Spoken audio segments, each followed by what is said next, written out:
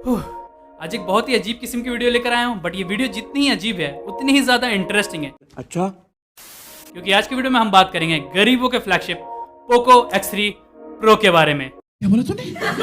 Versus Apple iPhone 12, the best value for money from Apple. तो आज की video में हम ये जानेंगे कि क्या एक 18,000 का फोन इस 50,000 के फोन को बीट कर सकता है।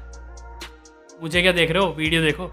इस वीडियो को मैंने 6 अलग अलग सेक्शंस में डिवाइड किया है, जो कि अभी मैं आपको पॉइंट वाइज बताऊंगा, और ये भी बताऊंगा कि कौन से पॉइंट में कौन सा फोन विनर था और कितने मार्जिन से विनर था, ताकि आपको एक आइडिया लग जाए कि इन दोनों फोन्स में एक्चुअली कितना डिफरेंस है।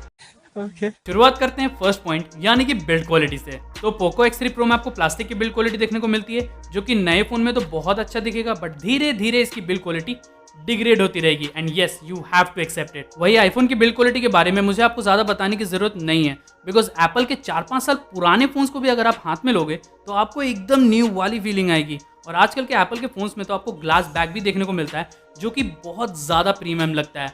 और एक रीजन जिसकी वजह से लोग एप्पल के आईफोन्स को लेना पसंद करते हैं, वो रीजन है ये इसका लोगो।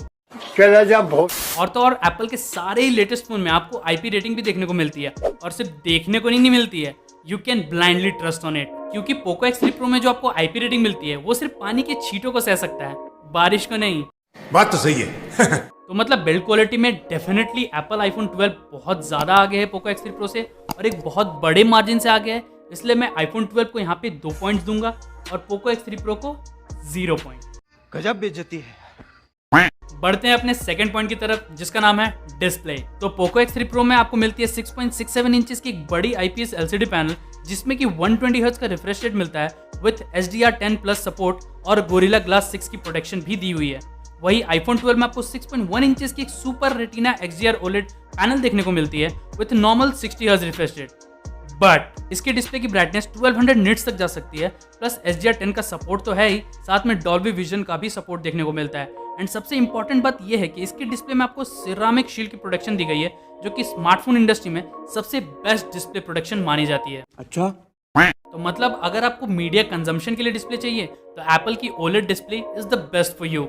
बट अगर आपको 120 हर्ट्ज का रिफ्रेश रेट बहुत ज़्यादा प्यारा है और आपको एक बड़ी स्क्रीन वाला स्मार्टफोन चाहिए, तो पोको X3 प्रो की डिस्प्ले भी बहुत अच्छी है अपने प्राइस पॉइंट के हिसाब से। तो यहाँ पे मैं दोनों ही फोन्स को 2-2 पॉइंट्स दूंगा, क्योंकि दोनों ही फोन्स के डिस्प्ले के अपने एडवांटेजेस और डिसएडवांटेजेस हैं। बढ़ते हैं अपने थर्ड पॉइंट की तरफ, विच इज सॉफ्टवेयर एक्सपीरियंस। हम लोग हमेशा ही बोलते हैं कि इस फोन की स्पेसिफिकेशन बहुत ज़्यादा अच्छी है, इतने GB रैम है, इतना स्टोरेज है, बट एक कंप्लीट स्मार्टफोन में सॉफ्टवेयर भी उतना ही इंपॉर्टेंट होता है जितना कि हार्डवेयर, जैसे कि OnePlus का ऑक्सीजन OS।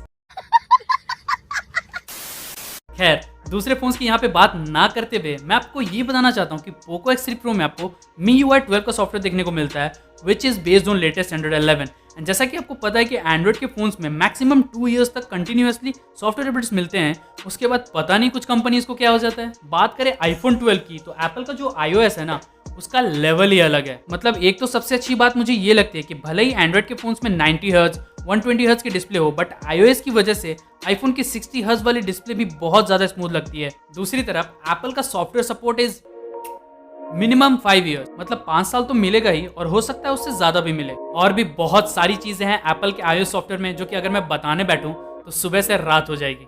तो रहने दो फिर। इस पॉइंट पे मैं डेफिनेटली आईफोन को 2 पॉइंट्स दूंगा और पोको को 0। बढ़ते हैं फोर्थ पॉइंट की तरफ, जो कि मेरे हिसाब से इस कंपैरिजन का सबसे इंपॉर्टेंट पॉइंट है, कैमराज। क्विकली स्पेसिफिकेशंस के बारे में बता दूं तो आईफोन 12 में आपको डुअल कैमरा का सेटअप मिलता है, जहां पे प्राइमरी कैमरा है 12 megapixel with f1.6 aperture, dual pixel auto focus and optical image stabilization.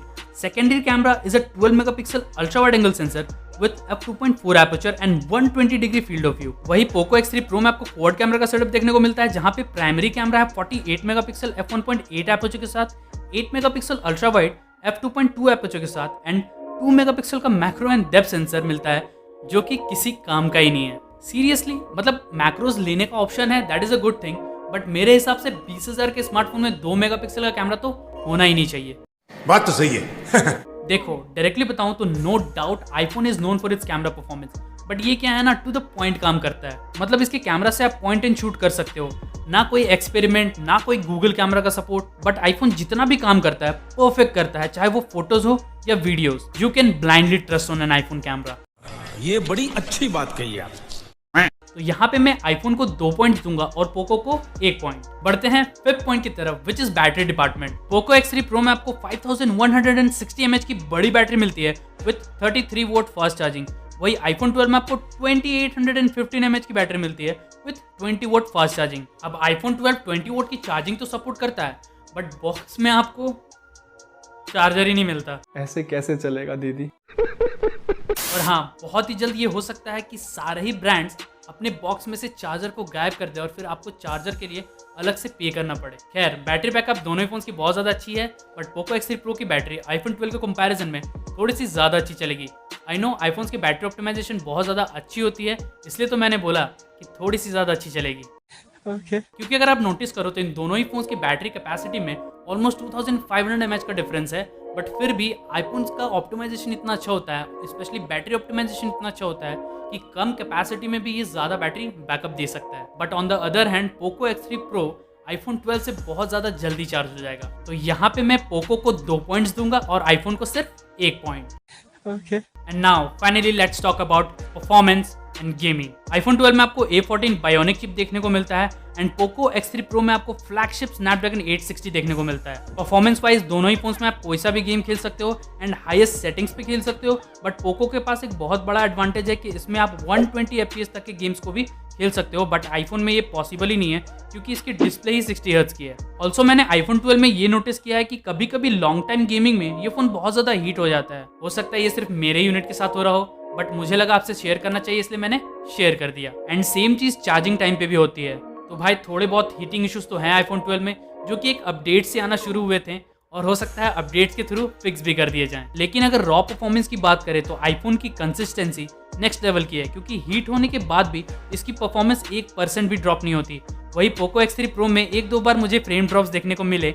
हाँ, इस फोन में भी एकदम फ्रेम ड्रॉप्स नहीं होते हैं, बट बहुत ज़्यादा हीट हो जाए तो 1-2 बार लैग देखने को मिल सकता है। तो यहाँ पे मैं आईफोन और पोको X3 Pro दोनों को थोड़ा सा लिवरेज देते हुए 2-2 पॉइंट्स दे देता हूँ। तो फाइनल स्कोर्स कुछ इस प्रकार हैं। आईफोन 12 का टोटल स्कोर है 11 पॉइंट्स और पोको X3 Pro का फाइनल स्कोर है 9 points. Definitely iPhone 12 is better than Poco X3 Pro और कुछ पॉइंट्स में तो ये बहुत ज़्यादा आ गया है, बट पोको की प्राइस है 18,000 इंडियन रुपीज़, वही आईफोन 12 की प्राइस है 50,000 इंडियन रुपीज़। मतलब जितना डिफरेंस आपको प्राइस में नजर आ रहा है ना, उतना एक्चुअल में नहीं है। आपको क्या लगता है इन दोनों फोन्स के बारे में, वो कमेंट करके ज़रूर बताएं। और अगर आपको ये वीडियो पसंद आई तो लाइक का बटन ज़रूर दबाएं और चैनल पे नए हो तो सब्सक्राइब जरूर करना। इंस्टा, फेसबुक, ट्विटर पे फॉलो कर लेना, बहुत ही काम की चीज़ें पोस्ट करता रहता हूँ। मैं मिलता हूँ आपसे अगली वीडियो में, तब तक के लिए अस्सलाम विस्ता।